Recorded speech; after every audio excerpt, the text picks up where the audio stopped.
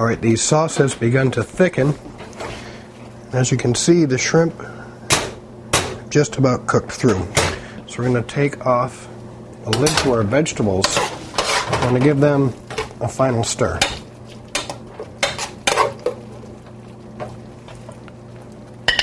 Pick them out. And we're going to add some of this sweet juice over the top.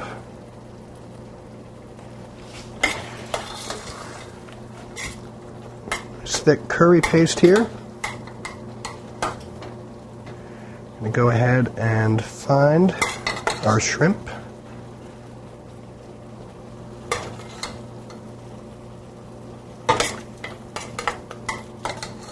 Peel out some of our longer onions. And then here we are. Shrimp with curried onions and our broccoli, carrot, red pepper, bamboo shoot, pineapple vegetable.